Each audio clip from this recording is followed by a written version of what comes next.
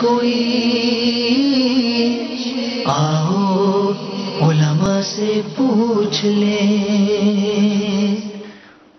الحمدللہ رب العالمین والصلاة والسلام علی سید المرسلین. اما بعد فاعوذ باللہ من الشیطان الرجیم. بسم اللہ الرحمن الرحیم. الصلاة والسلام علیک یا رسول اللہ. الصلاة والسلام علیک یا حبیب اللہ. الصلاة والسلام علیک یا نبی اللہ وعلی آلک واصحابک یا نور اللہ. پیارے اور محترم اسلامی بھائیوں، دارالفتاح اہل سنت سلسلے میں مرحبا کہتے ہیں. انشاءاللہ عز و جل آج ہمارے سلسلے میں دو مفتیان کرام تشریف فرما ہوں گے. ایک مفتی صاحب مفتی جمیل صاحب جو کہ ہمارے ساتھ موجود ہیں، اور دوسرے مفتی نوید رضا صاحب جو کہ دارالفتاح اہل سنت زمزم نگر حیدرآباد سے انشاءاللہ کچھ ہی دیر میں براہ راست ہمارے ساتھ شریک ہو جائیں گے. آپ کال کیجئے، ایس ایم ایس کیجئے، انشاءاللہ آپ کا سوال سلسلے میں شامل کرنے کی نیت کرتے ہیں. درود پاک کی فضیلت سنتے ہیں.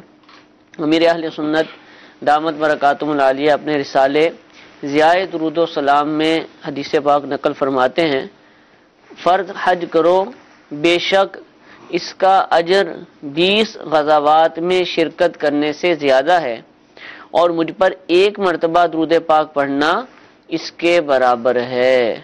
صلو علی الحبیب صلی اللہ تعالی علی محمد صلی اللہ تعالی علیہ وآلہ وسلم. یہ حدیث پاک ہم نے درود پاک کی فضیلت پر سنی. اس میں تو غزوہ یعنی جنگ جہاد وغیرہ کا تذکرہ ہے. اس کے علاوہ بھی بہت ساری حدیثیں ہوتی ہیں کہ یہ عمل کرو اور یہ کرنا اس عمل کے برابر ہے.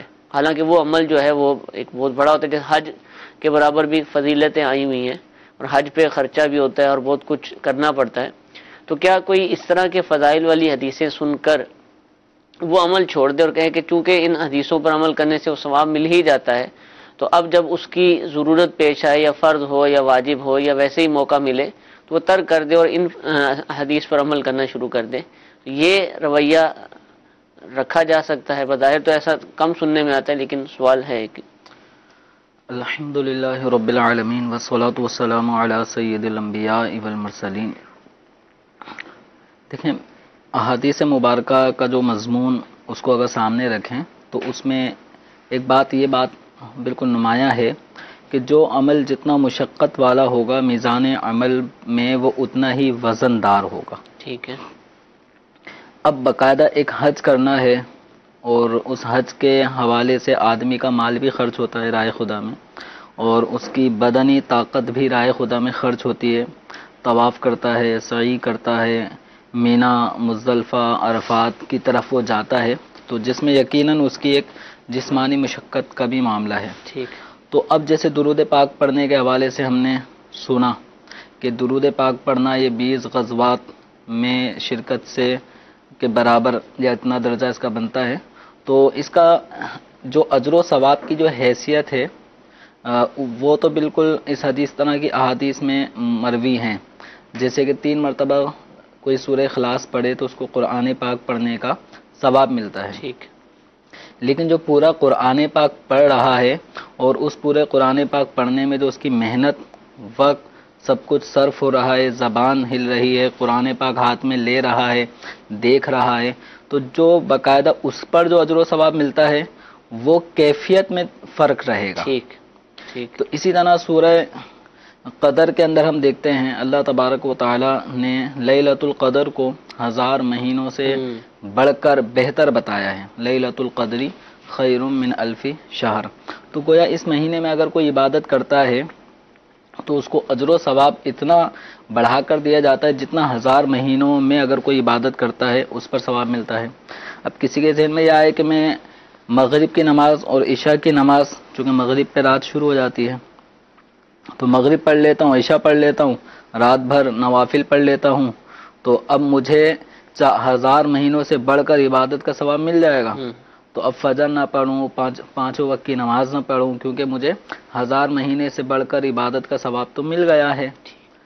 اب چونکہ 1000 مہینے میں جو اگر کیلکولیٹ کیا جائے تو یہ 83 کچھ سال بن جاتے ہیں. صحیح. 1000 مہینے کا جو دورانیہ ہے یہ سالوں کے حساب سے یہ تقریباً 83 سال 80 سال سے کچھ اوپر ہی بن جاتے ہیں. تو عام طور پہ اتنی عمریں لوگوں کی اب رہی نہیں ہیں الا ماشاء اللہ.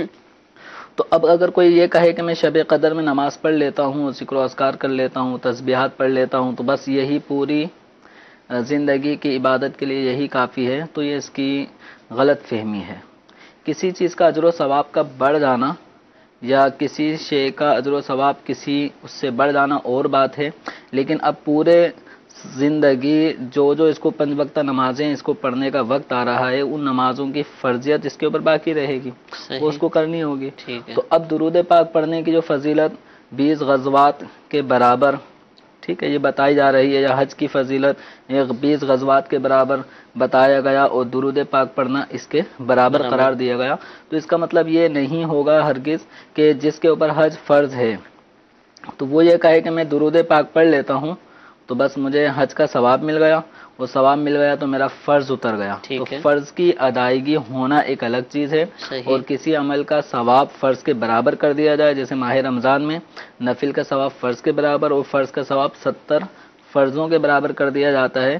تو کوئی یہ نہ کہے کہ میں نفل پڑھ لیے میں نے تو وہ فرض کے برابر ہو گئے، لہذا ایکول ہونے کی صورت میں مجھے فرض ادا نہیں کرنے. فرض تو قرض ہے، وہ تو ادا کرنا ہی ہے. یہ اللہ تعالیٰ کی شان کریم ہی ہے کہ بہت ساری عبادت کو وہ فرائض کے درجے تک اور فرائض میں اضافہ کر کے کئی گنا اس کا اجر و ثواب عطا فرماتا ہے. تو ہمیں فرائض بھی ادا کرنے ہیں، نوافل بھی ادا کرنے ہیں، درود پاک بھی پڑھنے ہیں، تسبیحات بھی پڑھنی ہیں. وہ تمام نیک اعمال جو بظاہر مختصر ہیں اور ان کے ثواب زیادہ بتائے گئے ہیں تو ان کو بھی چھوڑنا نہیں ہے، صحیح، وہ سب کریں. لیکن اس کا یہ مطلب ہرگز نہیں ہوگا کہ ہم فرائض سے بالکل پیچھے ہٹ جائیں، کوتاہی برتیں، غفلت برتیں، اس کی قطعاً اجازت نہیں ہے. ٹھیک ہے، جزاک اللہ، کافی تفصیل سے آپ نے اس کا جواب عطا فرمایا. کالز ہمارے پاس موجود ہیں، پہلی کال سلسلے میں شامل کرتے ہیں. جی چلائیے. میں مہک فاطمہ تاریہ بات کر رہی ہوں. مجھے یہ پوچھنا ہے کہ کیا چھوٹے بچے بھی اصالِ ثواب کر سکتے ہیں؟ جی حضور، یہاں پر بھی ایک سوال میسج میں اسی طرح ہے کہ اگر 2-3 سال کا بچہ کوئی کلمہ درود وغیرہ پڑھتا ہے اور اصالِ ثواب کرتا ہے تو اس کا ثواب اس کے والدین کو پہنچتا ہے؟ نابالغ بچہ وہ اپنا جو مال، دنیاوی جو مال ہے اس کے احکام جدا گانے ہیں اور جدا گانا ہے، اور جو اس کا نیک عمل ہے تو نیک عمل کا اصالِ ثواب کرنا وہ معاملہ الگ ہے. ٹھیک ہے. دنیاوی مال میں معاملہ یہ ہوتا ہے کہ ہم بڑا ہو یا چھوٹا اس کے بعد جتنا بھی بینک بیلنس ہوگا وہ اگر خرچ کرتا ہے تو اس میں قدرے کمی آتی رہتی ہے، یہاں تک کہ وہ زیرو پر بھی آ سکتا ہے. لیکن جو نیک اعمال کا جو اصالِ ثواب کرنا ہے اس کے اندر جو جس بندے نے بھی نیکی کا عمل کیا ہے اور وہ اس نیکی کے عمل پر ملنے والا اللہ تعالیٰ کے فضل و کرم سے ثواب جو حاصل ہوگا وہ کسی اور کو پہنچائے گا. تو اصالِ ثواب کرنے والے کو اپنے نامہ اعمال میں کسی بھی قسم کی کمی محسوس نہیں ہوگی. صحیح. بلکہ یہ جس کو پہنچاتا رہے گا تو ان تمام کو اس کا ثواب پہنچے گا، اور یہ ثواب پہنچانا اصالِ ثواب یہ خود ایک نیک کام ہے، اس پر بھی بندے کو خیر خواہی مسلم کا ثواب ملے گا. تو نابالغ بچہ جو ہے اس کا اصالِ ثواب کرنے والا جو فعل ہے وہ خالصتاً نفع والا فعل ہے، جس کا گویا اسی کی طرف ری ایکشن یہ ہے کہ یہ اگر اصالِ ثواب کرے گا تو اس کے ثواب میں کمی نہیں آ رہی، اگلے شخص کو ثواب بھی پہنچ رہا ہے، اور اس کے ثواب میں کمی کے بجائے اضافہ ایک خیر خواہی کا، ایک مسلمان کے ساتھ بھلائی کرنے کا. چونکہ اصالِ ثواب کا مطلب ہم اپنا ثواب اس تک پہنچا رہے ہیں تو اس کے نامہ اعمال میں ایک ثواب کا اضافہ کر رہے ہیں. اللہ تعالیٰ کے کرم سے ہم دعا کرتے ہیں کہ اس کا ثواب اس کو بھی پہنچے. تو یوں یہ نابالغ کے حق میں کوئی نقصان دہ کام نہیں بلکہ فائدے پر مبنی ایک فعل ہے. تو نابالغ بچہ اپنے کسی بھی نیک عمل کا ثواب کر سکتا ہے جبکہ وہ ثواب پہنچانے کا یعنی اصالِ ثواب کرنا بھی جانتا ہو.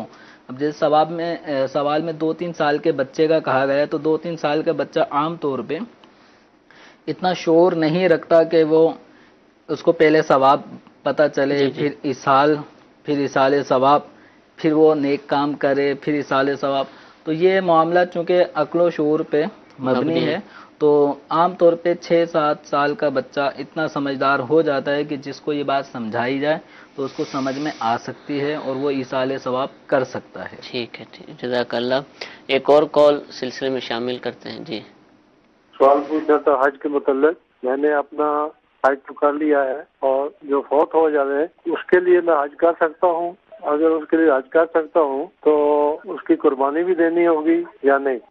جی حضور۔ اب جیسے ان کا اپنا تو حج ادا ہو چکا ہے، اب یہ کسی بھی جیسے اپنے مرحوم کسی عزیز والدین یا دادا دادی جو بھی اس دنیا سے رخصت ہو چکے ان کے ایصال ثواب کے لیے یہ حج کر سکتے ہیں۔ ٹھیک ہے۔ تو اگر یہ کسی کی طرف سے حج ادا کرتے ہیں تو یہ ان کا یہ حج نفلی ہے، اور نفلی حج میں جو بھی واجبات ہوتے ہیں وہ حج کرنے والے پر ہی لاگو ہوں گے۔ ٹھیک ہے۔ تو اگر اللہ نہ کرے کوئی ان سے حج کے حوالے سے کوئی جرم ان سے سرزد ہوتا ہے تو جو اس پہ جنایات پر کفارے ہیں، صدقہ ہے، دم ہے، یا جو بھی صورتیں ہیں تو وہ انہی پر لاگو ہوں گی۔ اچھا، اسی طریقے سے جو اگر انہوں نے حج تمتع کیا ہے یا حج قران کیا ہے تو ان میں شکرانے کی قربانی واجب ہے، تو یہ شکرانے والی قربانی بھی انہی پر لازم ہوگی۔ ٹھیک ہے۔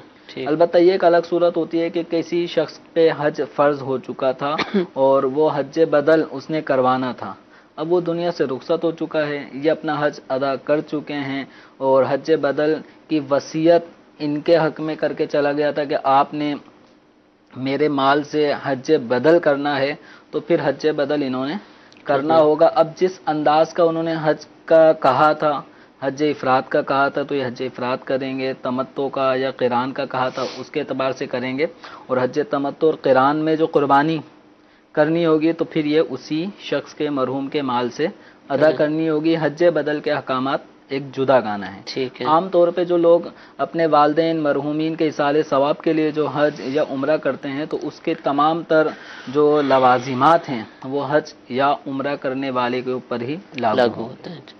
مزید تفصیلات اگر جاننا چاہتے ہوں حج کس پر فرض ہوتا ہے حج بدل کے حوالے سے، جیسا کہ مفتی صاحب نے ارشاد فرمایا، اور حج کے دیگر احکام دیگر مسائل جاننا چاہتے ہوں تو شیخ طریقت امیر اہل سنت دامت برکاتہم العالیہ کی بہت ہی پیاری کتاب رفیق الحرمین، بہت ہی پیاری کتاب ہے، حج پر جانے والے عمرے پر حاضر ہونے والے اسلامی بھائیوں اسلامی بہنوں کے لیے بہت ہی آسان اور اچھے انداز سے لکھی گئی یہ کتاب ہے، اس کو ضرور پڑھیں، اور جو نہیں حاضر ہو رہے ان کو بھی چاہیے کہ اس کتاب کا مطالعہ کریں۔ انشاءاللہ اس کتاب کو پڑھنے کے بعد حاضری مدینہ اور حج وغیرہ کے حوالے سے انشاءاللہ ذوق پیدا ہوگا اور اس کی برکتیں بھی انشاءاللہ نصیب ہوں گی۔ دعوت اسلامی کی ویب سائٹ سے آپ اس کو حاصل کر سکتے ہیں، اور مکتبۃ المدینہ کی جو شاخیں ہیں وہاں سے بھی آپ ان کو خرید بھی سکتے ہیں۔ ضرور SMS بھی ہمارے پاس کافی سارے موجود ہیں۔ پہلا سوال یہ ہے کہ کیا نابالغ بچے سے، جو چھوٹے بچے ہیں، ان سے تحفہ لیا جا سکتا ہے؟ اگر وہ تحفہ دیتے ہیں کوئی چیز تو کیا وصول کی جا سکتی ہے؟ نابالغ بچہ اپنے مال کا دوسرے کو مالک بنانے کا اختیار نہیں رکھتا، تو نابالغ بچے کا تحفہ قبول نہیں کرنا چاہیے، اور اگر بچے نے دے دیا ہے تو اس کو واپس کیا جائے، اس کے سرپرست کو دے دیں۔ اگر بچہ رابطے میں نہیں آ رہا تو ان کے سرپرست تک پہنچا دیں کہ آپ کے بچے نے مجھے تحفہ دیا تھا، یہ میری طرف سے اس کو واپس کر دیں، اپنی طرف سے خوشی سے، اور کچھ آپ تحائف دینا چاہیں تو وہ دے دیں۔ کہ بچے نے اپنے طور پہ ایک دلی جذبات کا اظہار کیا ہے خوشی کا، تو اس کا بدلہ آپ بھی تحفے کی صورت میں دے دیں، لیکن نابالغ کا لیا ہوا مال وہ لینا جائز نہیں ہے، حتیٰ کہ جو چندے میں بھی اگر کوئی بچہ اپنا پیسہ ڈال رہا ہے تو لینے والا اس کو چاہیے کہ وہ نابالغ بچے سے پوچھ لے کہ یہ آپ کے اپنے چیز کھانے کے پیسے ہیں یا ابو نے چندے میں ڈلوانے کے لیے دیے ہیں۔ ٹھیک، تو اگر اس کی اپنی ذاتی رقم ہے اور وہ دینا چاہ رہے تو نہ لیں، ٹھیک ہے۔ اور اگر ان کے والد نے بھیجی ہے، جیسے عام طور پہ جمعے کے حوالے سے جو چندہ کیا جا رہا ہوتا ہے، تو اکثر جو والدین اپنے بچوں کو لائے ہوئے ہوتے ہیں تو بچوں کے ہاتھ سے ڈلوا رہے ہوتے ہیں، پیسے والد کے ہی ہوتے ہیں اور پیسے بچوں کے ہاتھ سے ڈلوا رہے ہوتے ہیں، تو اس میں حرج نہیں ہے۔ ٹھیک ہے، جزاک اللہ۔ جی حیدرآباد مفتی صاحب بھی ہمارے ساتھ تشریف فرمائیں، پہلا سوال ان سے ہم کریں گے، اور پہلا سوال جو ویڈیو کے ذریعے ہم سے پوچھا گیا ہے اس کو سلسلے میں شامل کرتے ہیں۔ جی چلائیے۔ جلال الدین قریشی، جنرل سیکرٹری اناج منڈی حیدرآباد۔ آپ سے ایک سوال ہے جس میں ہم یہ معلوم کرنا چاہتے ہیں کہ غیر ملکی اجناس جو ہم آسٹریلیا، کینیڈا یا برما وغیرہ سے جو خریدتے ہیں، اس کے ہمیں وعدے کے سودے ملتے ہیں. جس طرح مارچ یا اپریل وعدے میں $200 یا $500 کی کوئی چیز ملتی ہے، تو اس میں بعض اوقات ایسا بھی ہوتا ہے کہ وہ فصل ابھی پیدا بھی نہیں ہوئی ہوتی اور وہ فصل وہ ملک بیچ رہا ہوتا ہے، اور ہم لوگ اس سے پرچیز بھی کرتے ہیں اور بیچتے بھی ہیں اسی طرح. آیا یہ ہمارے لیے جائز ہے یا ناجائز، یہ آپ سے ذرا معلوم کرنا تھا. جی حضور.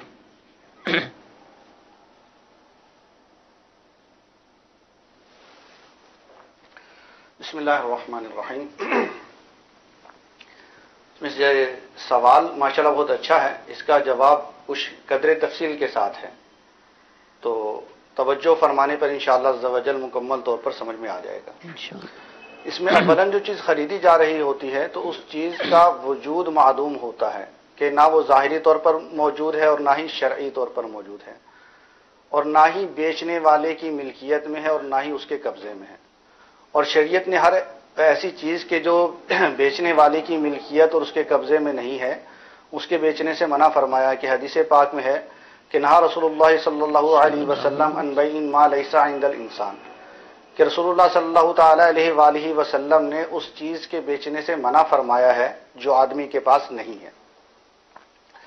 بلکہ حضرت حکیم بن حزام رضی اللہ تعالیٰ عنہ فرماتے ہیں کہ میں سرکار علیہ الصلوۃ والسلام کی بارگاہ میں حاضر ہوا اور آپ صلی اللہ تعالیٰ علیہ وآلہ وسلم سے عرض کی کہ یا رسول اللہ صلی اللہ تعالیٰ علیہ وآلہ وسلم، ایک آدمی مجھ سے کوئی چیز خریدنے کے لیے آتا ہے، وہ چیز میرے پاس موجود نہیں ہے لیکن بازار میں موجود ہے، تو کیا میں اس سے سودا کر لوں اور وہ چیز اس کو بازار سے لا کر دے دوں؟ تو آپ صلی اللہ تعالیٰ علیہ وآلہ وسلم نے ارشاد فرمایا لا تبع ما لیس عندک، کہ تو اس چیز کو مت بیچ جو تیرے پاس نہیں ہے. تو اب یہاں پر وہ چیز بیچنے والے کی نہ ملکیت میں نہ قبضے میں، بلکہ وہ چیز وجود ہی نہیں رکھتی، تو ایسی چیز کو بیچنا شرعی طور پر باطل ہے کہ اس کو بے باطل کہا جاتا ہے. اور دوسری اس کے اندر مزید قباحت یہ پائی جاتی ہے کہ جو خریدار ہوتا ہے وہ بھی کسی قسم کی کوئی ادائیگی نہیں کرتا، بلکہ یا تو کچھ ادائیگی کرتا ہے رقم کی، بالکل ادائیگی نہیں کرتا. اور یہاں پر افتراق عن الکالی بالکالی پایا جاتا ہے، یعنی ادھار کی ادھار کے بدلے میں بیع ہو جاتی ہے کہ جو مبی ہے وہ بھی ادھار ہے اور اسی طرح جو اس کی ثمن یعنی قیمت ہے وہ بھی ادھار ہے. تو اس میں جس زاویے سے بھی دیکھا جائے تو بظاہر یہ بیع کے اعتبار سے درست نہیں ہے.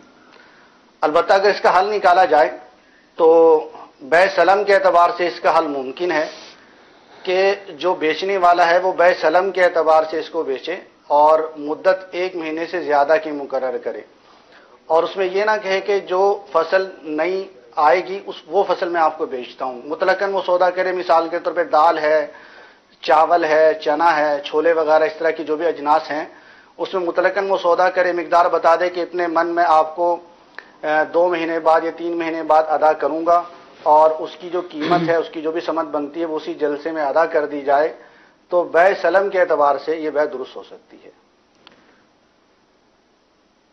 حضور یہ لیکن مسئلہ یہاں پر یہ ہوتا ہے کہ بیع سلم کے اعتبار سے بھی بیع کرنا دشوار ہوتا ہے.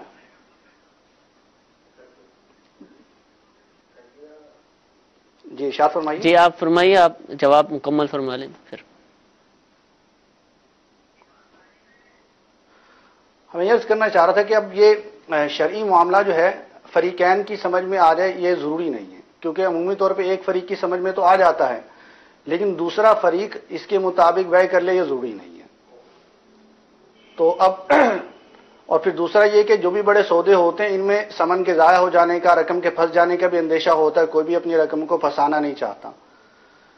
تو اس کا سادہ سا طریقہ یہ ہے کہ اس کو بیع یعنی خرید و فروخت قرار ہی نہ دیا جائے، اس کو فقط وعدہ رکھا جائے کہ بیچنے والا کہے کہ میں آپ سے وعدہ کرتا ہوں کہ میری جو فصل آئے گی تو میں آپ کو اس ریٹ میں بیچ دوں گا، اور خریدار کہے کہ میں اس ریٹ میں خرید لوں گا. جب وہ فصل آ جائے، فصل کٹ جائے، بیچنے والے کے قبضے میں آ جائے، تو اب وہ خریدار سے رابطہ کر لے کہ میرے پاس فصل آ چکی ہے، میں نے آپ سے وعدہ کیا تھا آپ کو بیچنے کا اور ریٹ ہمارا ایک وعدے کے طور پہ طے ہو چکا تھا، تو میں اس ریٹ پر بیچنے کے لیے راضی ہوں، اگر آپ خریدنے کے لیے راضی ہیں تو مجھ سے رابطہ کر لیں. خریدار رابطہ کر کے خرید لیں. تو یہاں تک بھی یہ درست ہے، لیکن آگے مزید جو اس میں معاملہ آ جاتا ہے وہ ہے ڈفرینس برابر کرنا، کہ یہ وعدے جو عمومی طور پہ کیے جاتے ہیں یہ ڈفرینس برابر کرنے کے لیے بھی کیے جاتے ہیں۔ مثال کے طور پہ ایک دال ہے، اس کا ان دونوں میں ریٹ طے ہو گیا 40 روپے کلو، وعدہ ہو گیا کہ بیچنے والے نے بھی کہہ دیا کہ 3 مہینے کے بعد جو دال آئے گی وہ میں آپ کو 40 روپے کلو بیچوں گا، خریدار نے بھی وعدہ کر لیا کہ ٹھیک ہے میں آپ سے 40 روپے کلو کے اعتبار سے خرید لوں گا۔ اب اچانک جو ہے ریٹ بڑھنا شروع ہو گئے، اس کے 40 سے 45 روپے کلو ہو گئے۔ اب بیچنے والے کو امید یہ ہے کہ اگر میں اس کو ابھی نہ بیچوں، کچھ عرصہ ٹھہر کے بیچوں تو 40 سے 60 پر اس کا ریٹ پہنچ جائے گا اور مجھے منافع کثیر ہو جائے گا۔ تو ایسی صورت میں وہ خریدار کو منع کر دیتا ہے کہ میں آپ کو وعدے کے مطابق مبین نہیں دوں گا، البتہ موجودہ ریٹ کے اعتبار سے جو ڈیفرنس آ رہا ہے وہ مجھ سے آپ لے لیں۔ اب ڈیفرنس وہ 5 روپے کا آ رہا ہے کہ ابھی فی الوقت ریٹ جو ہے 45 ہے، سودا جو طے ہوا تھا وہ 40 میں طے ہوا تھا، تو 5 روپے کا جو ڈیفرنس ہے وہ مجھ سے آپ لے لیں۔ اسی طرح جو بعض اوقات خریدار کے لیے مسئلہ ہو جاتا ہے کہ خریدار نے 40 روپے ریٹ طے کیا تھا، کہ وعدہ کیا تھا کہ 40 روپے میں ہم آپ سے خرید لیں گے۔ اب وہ 40 روپے میں سودا تو وعدہ تو ہو گیا تھا، لیکن جب ادائیگی کا مبی لینے کا وقت آیا تو اس کے ریٹ گرنا شروع ہو گئے، 40 سے 35 ہو گئے۔ اب جو خریدار اس کو خطرہ ہوا کہ اس کا کہیں مزید ریٹ اور نہ گر جائے، کہ اور زیادہ گر گیا تو مجھے اور زیادہ نقصان ہو جائے گا۔ اب وہ خریدنے سے انکار کر دیتا ہے کہ میں نہیں خریدتا، آپ مجھ سے ڈیفرنس لے لیں کہ ابھی موجودہ ریٹ اس کا 35 روپے ہوا ہے، 40 سے اور 40 اور 35 میں 5 روپے کا ڈیفرنس ہے، تو 5 روپے کا ڈیفرنس مجھ سے لے لیں۔ تو اس کو کہتے ہیں ڈیفرنس برابر کرنا۔ اور یہ سودے کے اندر جو پہلے وعدے کرتے ہیں اس کا مقصد بھی یہی ہوتا ہے کہ اگلا بندہ باؤنڈ ہو جائے، وہ خریدے مجھ سے، اگر نہیں خریدے گا تو مجھے ڈیفرنس برابر کر کے دے گا۔ تو یہ جو ڈیفرنس برابر کرنا ہے یہ ناجائز ہے، حرام ہے اور عقل باطل ہے، باطل طریقے سے مال کھانا ہے۔ تو اب اس میں یہ ہے کہ وعدہ کریں، وعدے کے مطابق اگر وہ فصل آتی ہے تو اس کو خرید لیں، لیکن اس میں ڈیفرنس برابر نہ کیا جائے اور نہ ہی ڈیفرنس برابر کرنے کی شرط رکھی جائے۔ ٹھیک ہے۔ تو حضور آپ نے جو مسئلہ ارشاد فرمایا اس کا حل بھی ماشاءاللہ آپ نے ارشاد فرمایا۔ اب پرابلم یہ ہے کہ یہ اگر مسلمان سے خرید و فروخت کر رہا ہے وہ تو یہ مسائل سنے گا، سمجھے گا، عمل کی کوشش بھی کرے گا۔ اب یہ بیرون ملک خرید رہے ہیں اور ایسے لوگوں سے ہو سکتا ہے خرید رہے ہوں کہ جو ان مسائل کو نہ سمجھ سکیں، اور وہ کہیں کہ بھئی یہ کوئی ہمیں نہیں پتا کہ کب بے مبی معدوم ہے نہیں ہے، آپ کو لینا تو لے لیں، نہیں لینا تو نہ لیں۔ تو ایسی صورت میں یہ جو ایکسپورٹ کرنے والے ہیں، امپورٹ کرنے والے ہیں، ان کو کیا کرنا چاہیے؟ یہ اب خرید و فروخت کر سکتے ہیں یا اب چھوڑ دیں گے اس چیز کو؟ اصل میں ایسی صورت میں خالی یہ ڈیفرنس برابر کرنے کو، جو ڈیفرنس شیئرنگ ہوتی ہے، اس کو ختم کر دیں تو بقیہ سارے معاملات درست ہو جائیں گے، بقیہ کوئی دشواری نہیں ہوگی۔ کیونکہ عمومی طور پر جو اس طرح کے سودے ہوتے ہیں اس میں خریدار کو بھی پتا ہے کہ یہ ابھی جو فقط ایک وعدہ ہے، ہماری خرید و فروخت نہیں ہو رہی ہے، اور بیچنے والے کو بھی پتا ہے کہ ہمارا فقط ایک وعدہ ہے، خرید و فروخت نہیں ہو رہی ہے، تو اس کو شرعی طور پر بھی وعدہ قرار دے دیا جائے، حقیقت میں بھی یہ وعدہ ہے اور شرعی طور پر بھی اس کو وعدہ ہی سمجھا جائے تو اس بیع میں کوئی فرق نہیں پڑتا۔ لیکن آخر میں جو ڈیفرنس شیئرنگ کی جاتی ہے، ڈیفرنس برابر کیا جاتا ہے عدم خریداری کی صورت میں، اس کو مائنس کر دیا جائے، اس کو ختم کر دیا جائے۔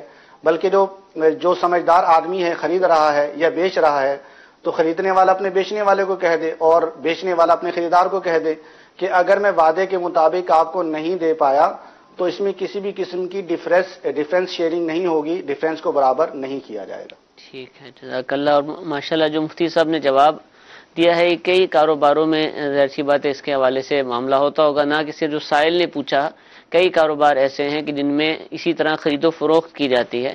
تو مزید تفصیلات سمجھنا ہو، جاننا چاہیں اور شرعی طریقے کو اپنے کاروبار میں رائج کرنا چاہیں تو آپ دارالفتاء اہل سنت میں جا کر مفتیان کرام سے ملاقات کر کے اپنے کاروبار کو بیان کیجیے، انشاءاللہ آپ کو اس کا درست طریقہ بتا دیا جائے گا۔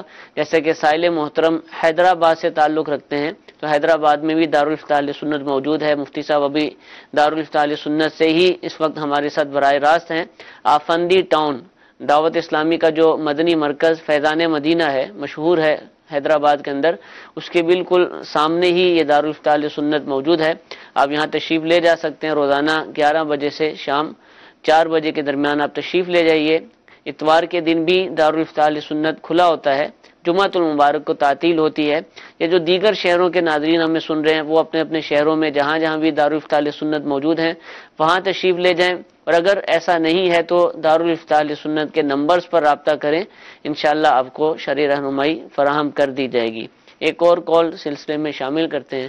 جی میرا سوال یہ ہے کہ اکثر کہا جاتا ہے کہ جانوروں کی جو جلد یا جس کو سکن کہتے ہیں وہ کھانا مکروہ ہے، تو کیا یہ جو بازار کے اندر پائے بکتے ہیں بڑے جانور کے، اس کے ساتھ بھی پائے کے ساتھ سکن لگی ہوتی ہے، تو اکثر جو ہے نا اس کو بال اس کے اتار کر پھر کو استعمال کیا جاتا ہے، تو کیا اس طرح وہ کھال جو ہے نا جس کے بال اتار لی جائے وہ کھانے ایسے پائے کھانے جائز ہیں کہ ناجائز؟ کھال دیکھیے کھال کے بارے میں اولاً تو انہوں نے جو فرمایا نا، کہا جاتا ہے سنا جاتا ہے کہ کھال کا کھانا مکروہ ہے، تو شرعی حوالے سے حلال جانور کی جو کھال ہے اس میں نہ کراہت ہے نہ اس میں حرمت ہے۔ اگر کھانا کوئی چاہے تو ممانعت نہیں ہے، یہ الگ بات ہے کہ کھال کو عام طور پہ کھایا نہیں جاتا۔ پائے کے اندر جیسے انہوں نے طریقہ بتایا کہ بال جلا کر اس کی کھال کو باقی رکھ کر دھو کر اچھی طرح وہ پائے کے اندر یوز کر لیا جاتا ہے، تو اس کے کھانے میں کوئی حرج نہیں ہے، کوئی کراہت نہیں ہے، شرعی حوالے سے کوئی ممانعت نہیں ہے۔ اچھا، جو کھال کے حلال کا فرما رہے ہو، کھال بمائے بال یہ صرف وہ چمڑا ہے اور بال کاٹ لیے جائیں؟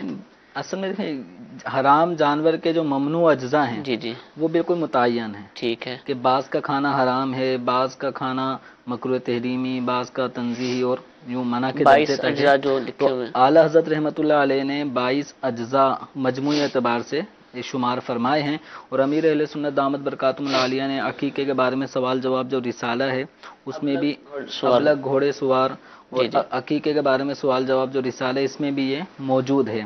آداب طعام فیضان سنت کا جو ایک حصہ ہے اس میں بھی یہ تفصیلی طور پہ 22 اجزاء اور پھر اس میں قدر تفصیل ان کی مذکور ہے، تو بال یا کھال ان میں شامل نہیں ہے۔ یہ الگ بات ہے کہ بال کھائے نہیں جاتے، اگر کھانے میں آ جائیں تو آدمی کو عجیب سی ایک کیفیت ہوتی ہے تو وہ نکال کے ڈال دیتا ہے۔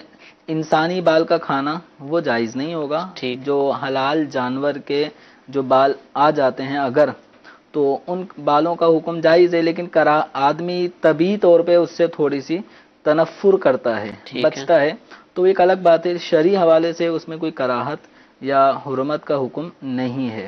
ٹھیک ہے، اور میں ایک دفعہ پھر وضاحت کر دوں، مفتی صاحب نے وضاحت کی ہے، جب ہمارے یہ سوالات اور جوابات مدنی ان کے گلدستے بنتے ہیں اور سوشل میڈیا پر شیئر ہوتے ہیں تو کمنٹس آتے ہیں، تو مفتی صاحب نے کہیں یہ نہیں کہا کہ کھایا جائے اور کھاتے ہیں لوگ، بلکہ یہ فرمایا کہ کھانا حلال ہے، اللہ نے اس کو حلال ہی رکھا ہے، ہم اپنی طرف سے حرام نہیں کر سکتے، البتہ کھاتا کوئی نہیں ہے اور اس کو کھایا بھی نہیں جاتا ہے۔ اچھا، اس کا پھر ضائع کرنا بھی اسراف بھی نکلائے گا کیونکہ اس کو چھوڑ دیا جاتا ہے عام طور پر، تو مسئلہ کچھ اور ہے اور عمل جو ہے وہ کچھ اور ہے، تو اس کی بالکل وضاحت رہنی چاہیے۔ ایک اور کال حیدرآباد کے لیے، بلکہ ویڈیو سوال سلسلے میں شامل کرتے ہیں، جی چلائیے۔ میں ندیم بات کر رہا ہوں پرانی سبزی مارکیٹ حیدرآباد سے۔ میرا سوال یہ ہے کہ ہم ایک سودا کیش کا ریٹ الگ ہوتا ہے اور مہینہ 2 مہینہ ادھار کے اندر ہم اس کو 100-200 روپے بڑھا کر بیچتے ہیں، یہ کیسا، یہ ایسا کرنا صحیح ہے یا نہیں ہے؟ رہنمائی فرما دیجیے گا۔ جی حضور۔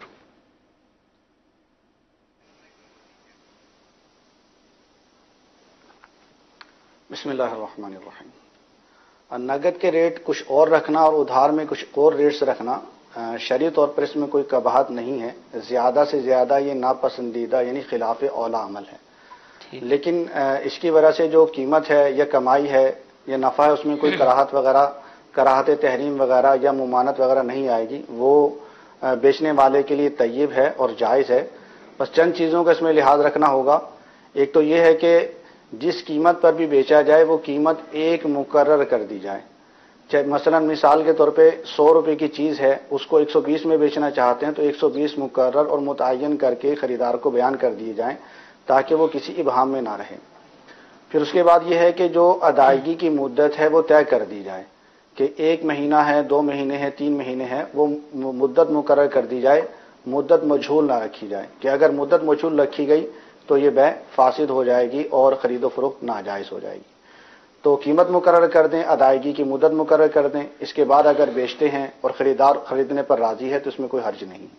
ٹھیک ہے حضور. اچھا، ایک میسج کے ذریعے سوال یہ پوچھا گیا ہے کہ اسلامی بہنیں میٹل کا زیور پہن کر نماز پڑھ سکتی ہیں؟ اگر وہ پہنا ہو تو نماز ہو جائے گی؟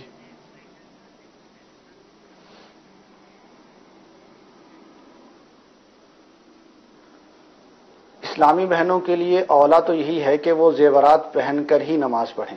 اچھا. اور حدیث پاک میں بھی اس کا یہ حکم ہے کہ جو لڑکیاں ہیں یہ زیورات پہن کے نماز پڑھیں، یہ افضل ہے. اور لیکن اس میں یہ ہے کہ سونے چاندی کے اگر میسر ہیں تو سونے چاندی کے ہی زیورات پہنیں، اور اگر سونے چاندی کے میسر نہیں ہیں تو دیگر دھات کے بھی زیورات پہن سکتی ہیں، ان کے لیے جائز ہے. لیکن نماز کے معاملے میں احتیاط یہ ہے کہ وہ اتار دیں اور اتار کر پھر نماز پڑھیں. تو دوبارہ عرض کر دیتا ہوں کہ اگر سونے چاندی کے زیورات ہیں تو یہ پہن کے عورتوں کے لیے نماز پڑھنا افضل ہے. افضل. اور اگر سونے چاندی کے علاوہ دیگر کسی دھات کے زیورات ہیں تو اس میں بہتر یہ ہے کہ وہ اتار دیں. اگر وہ پہن کے بھی نماز پڑھ لی تو بھی بہرحال نماز ہو جائے گی. ٹھیک ہے. تو زیورات پہن کر اسلامی بہنیں نماز پڑھیں تو یہ افضل ہے. میک اپ کا تو حکم حضور ایسا نہیں ہوگا نا کہ میک اپ کرنا، اسی سے اگر کوئی بڑھ جائے اور میک اپ بھی سمجھنا شروع کر دیں؟ دیکھیں، بناؤ سنگھار عورت کا ایک زندگی کا ایک شعبہ ہے، اور یہ عورتوں کے لیے ہی ہے. مرد حضرات کے لیے زیب و زینت اور اس طرح کی چیزیں کرنا وہ مکروہ ہے. تو عورت اگر نماز کے لیے کرتی ہے اور اللہ تبارک و تعالیٰ کے رضا کے پیش نظر کرتی ہے تو اس میں کوئی حرج نہیں ہے. خالی یعنی جس طرح مرد بے زیور ہوتے ہیں اور مرد حضرات کوئی میک اپ اور اس طرح زینت نہیں کرتے، تو عورتوں کو حکم یہ ہے کہ اللہ تعالیٰ کے حضور جب وہ کھڑی ہوں تو جیسے مفتی صاحب نے فرمایا کہ سونے چاندی کے اگر زیورات ہیں تو اس طرح وہ زیور سے آراستہ ہو کے نماز پڑھے. ام المؤمنین عائشہ صدیقہ رضی اللہ تعالی عنہا ان عورتوں سے قدرے ناراض ہوا کرتی تھیں جو نماز پڑھتے ہوئے زیورات نہیں پہنتی تھیں. تو اب یہ رہا میک اپ کا، تو میک اپ بھی ایک زینت کی ایک صورت ہے. تو جس طرح کسی تقریب میں عورت جاتی ہے اور ممنوعات شرعی سے بچ کر جو جائز میک اپ کی زینت کا جو اس کو یعنی اختیار کرنے کی اجازت ہے، تو جس طرح وہ اپنے محارم کے سامنے زینت کرتی ہے تو اللہ تبارک و تعالیٰ کے دربار کی حاضری کے حوالے سے بھی اگر وہ کرنا چاہے تو کوئی مذائقہ نہیں ہے. ٹھیک ہے، ٹھیک ہے، جزاک اللہ. کئی اسلامی بہنوں بلکہ بھائیوں کے لیے بھی مسئلہ نیا ہوگا زیور کے حوالے سے، تو اسلامی بہنیں اس افضل عمل پر عمل کرنے کی نیت کریں گے تو انشاءاللہ اس کا بھی ثواب ملے گا. ایک اور کال سلسلے کا حصہ بناتے ہیں. جی چلائیے. مفتی صاحب کی بارگاہ میں سوال یہ ہے کہ اگر کسی بندے پر حج فرض ہو تو وہ فرض حج ادا نہیں کرتا، وہ اس کے اگینسٹ اپنے بچوں کی شادی کرتا ہے، کہتا ہے یار میں نے ابھی بچوں کی شادی کرنی ہے تو ابھی میں حج پر نہیں جا سکتا، یا میں نے مکان بنانا ہے یا کوئی اور اس طرح کا کام کرتا ہے، تو کیا وہ فرض کی ادائیگی میں کوتاہی ہوگی یا کیا؟ تھوڑی سی رہنمائی فرمائیں. جی حضور. دیکھیں، شادیوں کے جو اخراجات ہیں لاکھوں لاکھ، یہ ایک ہمارے معاشرے میں بڑھتے چلے جا رہے ہیں، کمی کی طرف شاید اب نہیں آ رہے. جو شادیاں پہلے 2 لاکھ میں ہو جاتی تھیں اب یہ 8-8 10-10 لاکھ میں ہو رہی ہیں، اور اس کے لیے ادھار بھی سب کچھ چل رہا ہوتا ہے. تو بس اوقات سود پہ بھی پیسہ لینا پڑتا ہے، لوگ اس کی بھی پرواہ نہیں کرتے. تو دیکھیں، شادیوں کے جو اخراجات ہیں یہ کوئی شرعی واجب نہیں ہے کہ اس طرح کے اخراجات کیے جائیں، لیکن حج صاحب استطاعت شخص پر اور شرائط وجوب پائے جانے کی صورت میں اس کی ادائیگی لازم ہے. تو جو اس کی ادائیگی میں تاخیر کرے گا تو وہ گناہ گار ہوگا.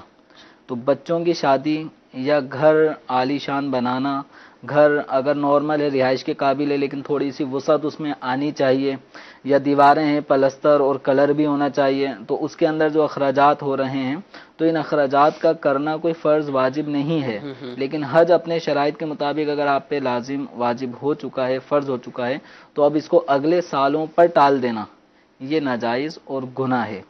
تو یعنی اگر اسی سال حج کی فرضیت کی صورت بن رہی ہے تو اسی سال حج ادا کرنا ہوگا. ٹھیک ہے حضور. ان دنوں میں حج کے فارم وغیرہ شاید عام طور پہ شاید غالباً اسی دنوں میں کچھ فارم کے سلسلے بھی شروع ہو رہے ہیں.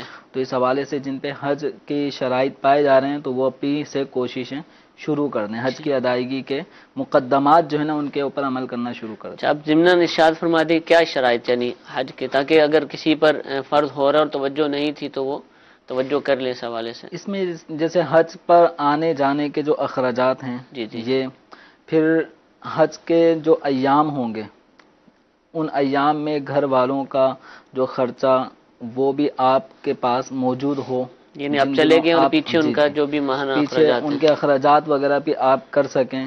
پھر اسی طرح نابینا اگر کوئی شخص ہے تو یعنی صحیح سالم معذور بھی نہ ہو، جن کو شریعت مطہرہ نے معذور قرار دیا ہے حج کے حوالے سے وہ بھی نہیں ہے، اور استطاعت بھی ہے جا بھی سکتا ہے، تو اس کے اوپر حج کی ادائیگی لازم ہوگی. تو عام طور پہ جیسے یہ 3.5 لاکھ 4 لاکھ اتنی اماؤنٹ ایسی ہے کہ جتنی مالیت اگر کسی کے پاس ہے اور قرض وغیرہ میں بھی وہ ڈوبی ہوئی نہیں ہے، تو اس طرح کے جس کے پاس اموال ہوتے ہیں عام طور پہ حج کے شرائط عموماً پائے جا رہے ہوتے ہیں. ٹھیک ہے. تو پھر بھی اگر کسی کے پاس اتنا مال ہے اور اپنی جو کرنٹ پوزیشن ہے وہ دارالفتاء اہل سنت سے بالمشافہ ملاقات کر کے بتائے کہ اتنا مال ہے، اتنا معاملہ ہے، کیا مجھ پر حج فرض ہے یا نہیں ہے.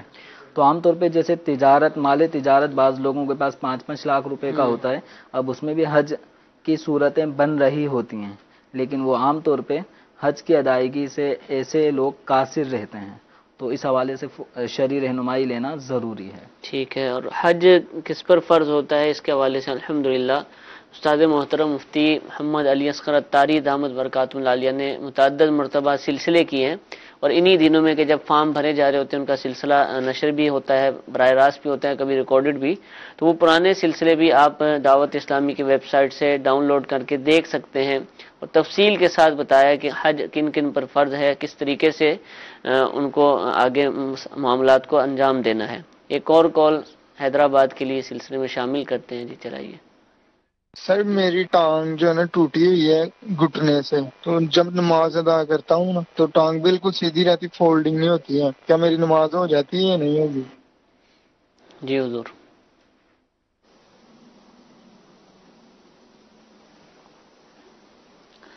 ٹانگ ٹوٹی ہوئی ہے اور نماز ان کو اس طرح پڑھنی پڑتی ہے کہ ٹانگ بالکل سیدھی رہتی ہے، سجدہ کرتے ہوئے بھی یوں ہی رکوع کرتے ہوئے اور قعدے میں بیٹھتے ہوئے، تو ان کے لیے حرج نہیں ہے، ان کی اسی صورت میں نماز ہو جائے گی.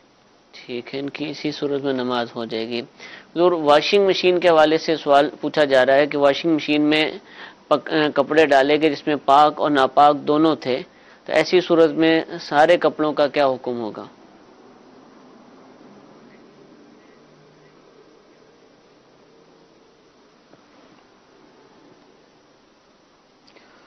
ہاں، اس میں اکثر لوگ تشویش کا شکار ہوتے ہیں کہ جب واشنگ مشین میں پاک اور ناپاک کپڑے ڈال دیے گئے تو سارے کپڑے ناپاک ہو گئے، اب کیا ہوگا؟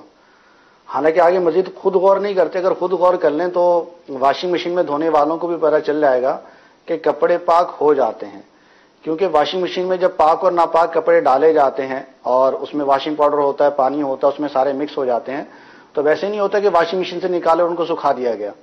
اس صورت میں تو سارے کے سارے واشنگ مشین سمیت ہی ناپاک ہے، کہ واشنگ مشین کا اندرونی ٹب بھی ناپاک ہے اور وہ کپڑے بھی ناپاک ہے.